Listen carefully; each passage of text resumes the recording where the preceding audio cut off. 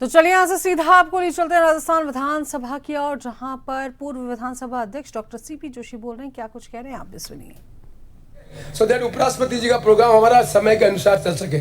तो मेरे को पहले मैं अपनी बात दो बिल पे बोलूंगा, फिर जो कंक्लूड करने की जो जिम्मेदारी चेयरपर्सन की वो मैं करूंगा। मेरे को एक बिल दिया बोलने के लिए, राजस्थान विधानसभा नियमता निवारण अधिनियम 1969, दूसरा राजस्थान लोकायुक्त एवं उप लोकायुक्त अधिनियम 1973। मैंने इन दोनों बिल को जो हाउस की प्रोसीडिंग थी उस प्रोसीडिंग को वर्बेटम पढ़ा मैं, और मैं चाहता हूं कि हम जितने भी सदस्य हैं, वो जो आज हमारी जो चर्चा है उसमें बिल उस समय जो प्रोसीडिंग डिस्कशन हुआ है, मानिकलाल जी बाथुर साहब किसी कारण उस पद में नहीं जा पाए, तो सरकार ने ब्रीफ करके, क्योंकि कांता खतुरिया जी एडवोकेट थी, उसको ब्रीफ करके उन्होंने कहा कि आप उनकी जगह पर जाकर अपनी प्लीड कर सकते हैं। वो प्लीड करने के लिए गए, पर ऑर्डर निकल गया। सरकारी तंत्र जो हमारा होता है, ऑर्डर निकल गया कि स्पेशल प्लीडर उनको नियुक्त किया जाता है, ऑर्डर निकल गया। इस ऑर्डर के कारण सुप्रीम कोर्ट, हाई कोर्ट ने, जब वो एमएलए जीत गई, इलेक्शन पिटीशन हुई, तो कोर्ट ने फैसला दिया कि ये ऑफिस ऑफ प्रॉफिट में आता है, इसे डिस्क्वालीफाई की जाती है। हमारे कानून के अंदर 191 संविधान के अंतर्गत डिस्क्वालिफिकेशन के बारे में प्रोविजन किया है। स्टेट को और पार्लियामेंट को, दोनों को अधिकार दिया गया है।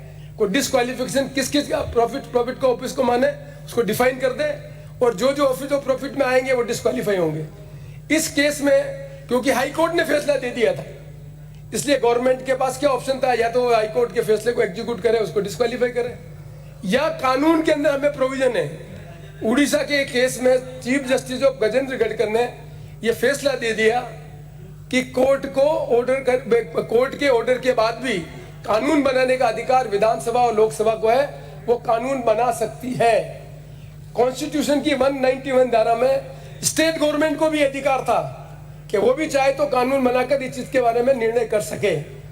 इसका उपयोग लेकर राजस्थान सरकार ने, उसकी तत्कालीन सरकार ने रेट्रोस्पेक्टिव डेट से उनको ऑर्डिनेंस निकालकर वेव कर दिया, जिससे उनका इलेक्शन डिस्क्वालीफाई नहीं हुआ। हाई कोर्ट का जजमेंट हो गया, उसको नलीफाई करने के लिए ऑर्डिनेंस निकाल दिया, जिससे वो डिस्क्वालीफाई नहीं हो गई। और जब विधानसभा चली तो बिल लेकर आए, क्योंकि सिस्टम यही है, आप ऑर्डिनेंस भी ला सकते हो, बिल ला सकते हो। जो बिल लेके आए, बिल पर जो चर्चा हुई, इस चर्चा में ये सब कानून कोर्ट किए गए, न केवल राजस्थान में। इसमें यह भी इश्यू था कि वो चुनाव लड़ी उस समय और फैसला बाद में आया। आप रेट्रोस्पेक्टिव डेट से आप कर रहे हो, तो ये भी फैसला करना था रेट्रोस्पेक्टिव डेट से ये लागू किया जा सकता है, नहीं किया सकता। तो जो प्रोसीडिंग मैंने पढ़ी, बड़ी इंटरेस्टिंग प्रोसीडिंग है, इसलिए आपको भी पढ़ना चाहिए। न केवल राजस्थान के अलावा जितनी अलग स्टेट है, नागालैंड, आसाम, यूपी, वहां की असेंबली ने भी इसी तरह के निर्णय के बाद असेंबली के कानून बनाकर रेट्रोस्पेक्टिव डेट से उनको एलिजिबल किया। ये क्लासिकल केस है, मैंने कहा पढ़ना चाहिए, मेरे को डिटेल पढ़ के आया मैं इसलिए। तो इसमें ये करने के बाद ये सब हमारा राजस्थान सरकार ने ऑर्डिनेंस बन गया। सरकार है तो नेचुरली सरकार का बिल आया तो पास होता है। जब बिल इंट्रोड्यूस हुआ तो मैंने बड़ी इंटरेस्टिंग बात देखी, जिसको मैं आपको ध्यान आकर्षित करना चाहता हूँ, not otherwise, very interesting thing. 9 आदमियों ने संकल्प प्रस्तुत किया, 6 आदमी ने अमेंडमेंट मूव किया। वेरी इंटरेस्टिंग, एक भी आदमी ने संकल्प में भाग नहीं लिया। संकल्प में भाग नहीं लेने वाले वो लोग ये तो पार्टी के सत्ता में नहीं थे, उन्होंने संकल्प तो दिया पर बिल के अंदर भाग नहीं लिया, बिल में बोले भी नहीं कोई। केवल इस बिल में जो संकल्प देने वाले सत्ता पक्ष के आदमी थे, वही आदमियों ने इसमें भाग लिया। बड़ा इंटरेस्टिंग बात कर रहा हूं, मतलब तो उनका तो विचार आया ही नहीं बिल के अंतर्गत कि अपोजिशन का विचार क्या है। मतलब बड़े अच्छे ढंग से इसका तरीका है कि अपोजिशन वाले बिना पार्टिसिपेट किए ही इस बिल के बारे में सहमति व्यक्त कर रहे हैं। ऐसा बिल मैं समझता हूं कि राजस्थान विधानसभा में आपको देखना चाहिए कि क्या ऐसा बिल भी विधानसभा में पास हुआ है, जिसके अंदर बिल के अंदर सत्ता पक्ष के आदमी तो अपना बात रख रहे हैं, विपक्ष का आदमी कोई बात नहीं रख रहा है। नाम दिए उसमें, संकल्प में नाम में, उनका प्रोसीडिंग में, असेंबली के रिकॉर्ड में है, पर उन्होंने पार्टिसिपेट नहीं किया। जिन्होंने पार्टिसिपेट किया उसमें थे वर्दीचंद जी जैन, मूलचंद जी डागा और यशवंत जी नाहर। इन 3 आदमियों ने उसमें भाग लिया और उन्होंने जस्टिफाई किया विद कानून का, देखा कि भाई सरकार के पास पावर है असेंबली को कानून बनाने का, रेट्रोस्पेक्टिव से कानून बनाया सकता है, लागू किया जा सकता है, इसलिए ये कानून सही है, कानून सम्मत है, इसको पास किया जाना चाहिए। ये सब आर्ग्यूमेंट उसके अंदर दिए गए थे। और सबसे इंटरेस्टिंग बात इसमें थर्ड रीडिंग में जो फाइनल रीडिंग है उसमें यशवंत जी नाहर जो थे, उन्होंने एक अमेंडमेंट मूव किया। वो असेंबली के हम सब सदस्यों को समझना चाहिए। उन्होंने अमेंडमेंट मूव किया कि कानून जो आप जो कानून बना रहे हो वो कोर्ट के फैसले के कारण बना रहे हो, तो मैसेज ठीक नहीं जाएगा। उसका मतलब आपने कानून हाई कोर्ट के फैसले को नलीफाई करने के लिए कानून लाया।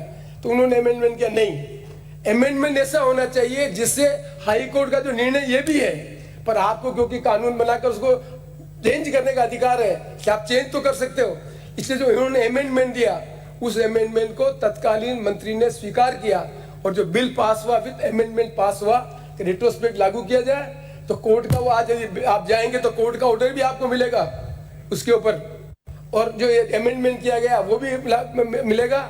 ये इस बात का प्रतीक है कि हमारे संविधान में कानून बनाने का जो अधिकार है, उस अधिकार का उपयोग करके हाई कोर्ट के फैसले के बाद डिस्क्वालीफाई मेंबर को रेट्रोस्पेक्ट से अमेंडमेंट कर उसको एमएलए की सदस्यता बनाए रखा। ये बिल 1969 का बिल है। इस बिल के संदर्भ में मैं चाहूंगा कि जरूर आप इसको पढ़ें। ये बिल जरूर एक इंटरेस्टिंग चीज है कि कैसे बिल पास होते हैं, कैसे बिल का इम्पैक्ट है, और वो बिल कानून सम्मत है, वो किसी सरकार की सत्ता का पक्ष का नहीं है।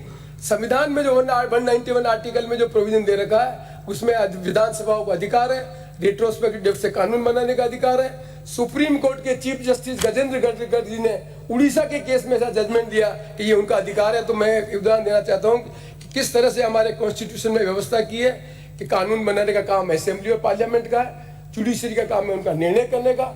उस जुडिशरी के हाई कोर्ट ने उस समय कोर्ट क्योंकि खोटा ऑर्डर निकाल दिया था, वो तो प्लीड कर रही थी, प्लीड करने का संबंध कोई संबंध नहीं है स्पेशल एडवोकेट लगे, लेकिन एक कानून की प्रक्रिया में बाबू ऑर्डर निकालता है, उस ऑर्डर के अंतर्गत ये चीज हो गई। ये एक इंटरेस्टिंग केस है, इस बिल को देखा जाना चाहिए। ये बिल 1969 से पास हुआ और इस तरह से जो एक क्वालिफाइड जो एमएलए जीत के आई थी, जिसको हाई कोर्ट ने डिस्क्वालीफाई कर दिया, विधानसभा की असेंबली ने रेट्रोस्पेक्ट डेट से कानून बनाकर उनकी सदस्यता को बहाल रखा। ये 1969 का केस। दूसरा मुझे जो बिल बोलने के कहा है, राजस्थान लोकायुक्त ने लोकायुक्त अधिनियम 1973, इस बिल के बारे में सबको पढ़ना चाहिए। जितने भी हमारे विधानसभा के सदस्य हैं उनकी इस प्रोसीडिंग को पढ़ना चाहिए। मैंने इतने अपने विधानसभा के जीवन में इतनी प्रोसीडिंग में जितने आदमियों ने भाग लिया, उनके संदर्भ में मैं उनका नाम लूंगा तो आप बड़े समझेंगे कि किस तरह के हमारे पुराने जो सदस्य थे जिन्होंने भाग लिया। उसमें निरंजन नाथ आचार्य, प्रोफेसर केदार, गिरधारी लाल भार्गव,